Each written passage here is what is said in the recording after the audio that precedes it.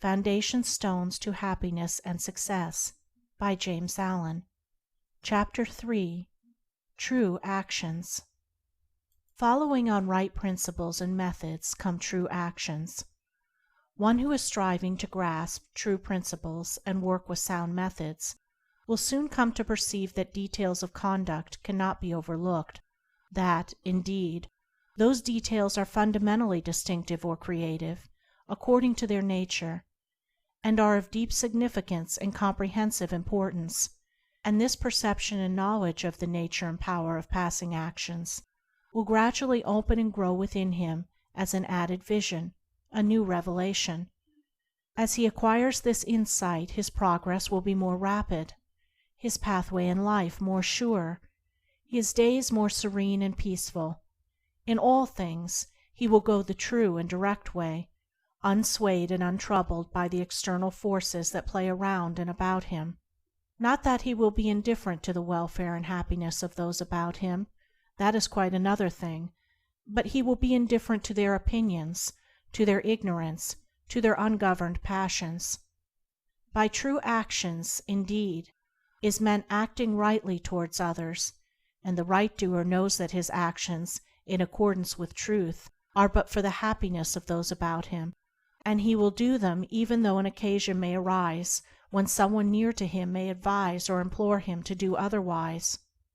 True actions may easily be distinguished from false by all who wish so to distinguish, in order that they may avoid false action and adopt true. As in the material world we distinguish things by their form, color, size, etc., choosing those things which we require and putting by those things which are not useful to us, so in the spiritual world of deeds we can distinguish between those that are bad and those that are good by their nature, their aim, and their effect, and can choose and adopt those that are good and ignore those that are bad. In all forms of progress, avoidance of the bad always precedes acceptance and knowledge of the good. Just as a child at school learns to do its lessons right by having repeatedly pointed out to it how it has done them wrong, if one does not know what is wrong and how to avoid it, how can he know what is right and how to practice it? Bad or untrue, actions are those that spring from a consideration of one's own happiness only, and ignore the happiness of others, that arise in violent disturbances of the mind and unlawful desires, or that call for concealment in order to avoid undesirable complications.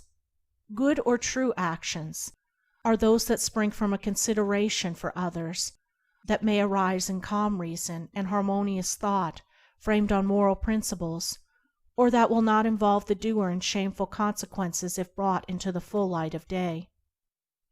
The right doer will avoid those acts of personal pleasure and gratification which by their nature bring annoyance, pain, or suffering to others, no matter how insignificant those actions may appear to be.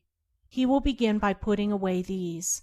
He will gain a knowledge of the unselfish and true by first sacrificing the selfish and untrue.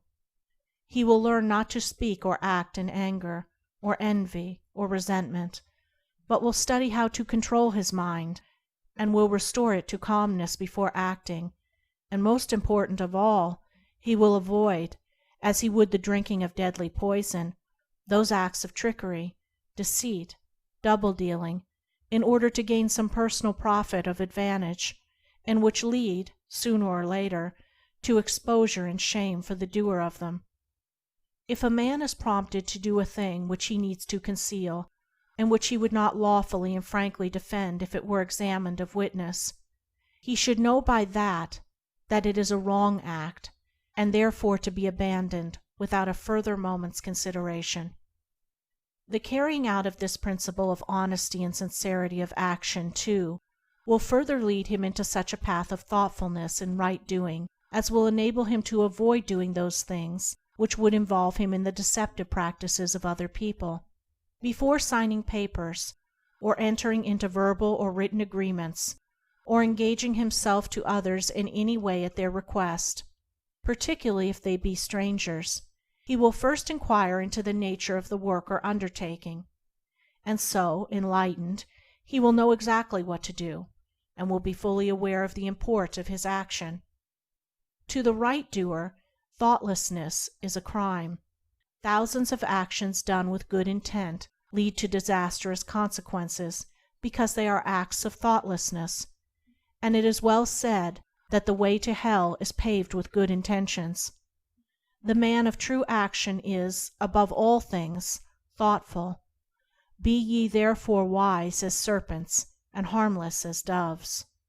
The term thoughtlessness covers a wide field in the realm of deeds. It is only by increasing in thoughtfulness that a man can come to understand the nature of actions, and can, thereby, acquire the power of always doing that which is right. It is impossible for a man to be thoughtful and act foolishly. Thoughtfulness embraces wisdom. It is not enough that an action is prompted by a good impulse or intention. It must arise in thoughtful consideration if it is to be a true action, and the man who wishes to be permanently happy in himself and a power for good to others must concern himself only with true actions. "I did it with the best of intentions" is a poor excuse from one who has thoughtlessly involved himself in the wrongdoing of others. His bitter experience should teach him to act more thoughtfully in the future. True actions can only spring from a true mind, and therefore while a man is learning to distinguish and choose between the false and the true, he is correcting and perfecting his mind, and is thereby rendering it more harmonious and felicitous, more efficient and powerful. As he acquires the inner eye to clearly distinguish the right in all the details of life, and the faith and knowledge to do it, he will realize that he is building the house of his character and life upon a rock which the winds of failure and the storms of persecution can never undermine. Chapter 3